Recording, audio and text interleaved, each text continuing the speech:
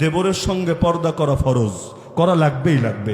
নবী বলেছেন আল হামু আল মউত, দেবর মানে মরণ, মরণ থেকে যেমন দূরে থাকার চেষ্টা করো, দেবর থেকেও দূরে থাকবা তুমি।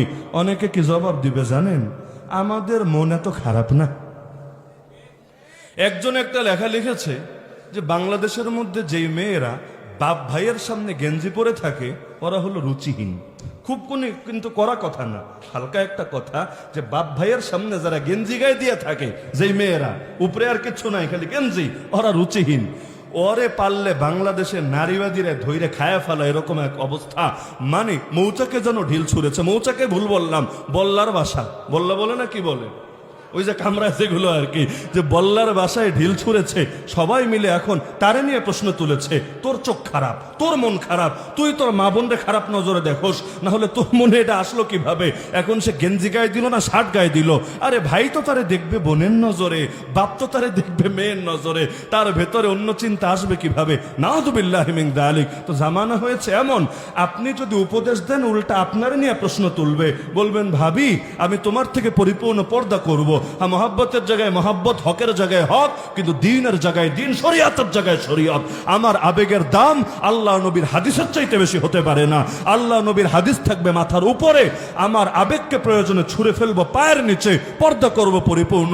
দেখবেন অনেক সংসারে এই কথা বললে আগুন লেগে গেছে। বলবে আমি ওর মায়ের মতো আর ও আমারে কোন চোখে দেখে, ও কি কথাটা আজকে বলেছে, আমি থাকবোই না এই ঘরে, আমি ওরে ভাতে খাওয়াবো না, বের করে দিতে হবে। হয় না? মনে হয় এগুলো মঙ্গল গ্রহের কথা আমি বলছি, এগুলো নিয়ে ঝামেলা হয় না?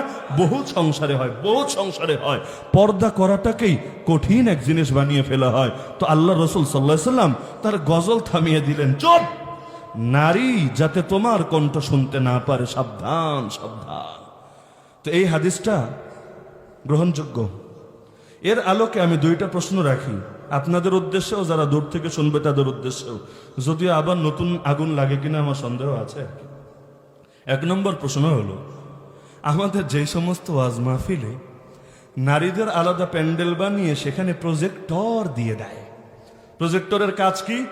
যেই হুজুর এসে বয়ান করবেন, হুজুরের চেহারা, নুরানি মোবারক চেহারা, সেটা দেখা যাবে সেই প্রজেক্টরে, এবং নারীরা চেহারা মোবারক দেখে হেদায়েত পেয়ে এক লাফে আসমানে উঠে যাবে। চেহারা না দেখে খালি মাইকে বয়ান শুনলে হেদায়েত আসবে না, চেহারা দেখাতে হবে। এরকম মাহফিল মনে হয় না? প্রজেক্টর লাগায় না অনেক মাহফিলে? লাগায়, বহুত মাহফিলে। আরে শুধু অন্য দলের মাহফিল তা না, আমাদের আকীদার বহুত লোক দেখবেন এই আকামটা করে, মাহফিলে প্রজেক্টর লাগায়।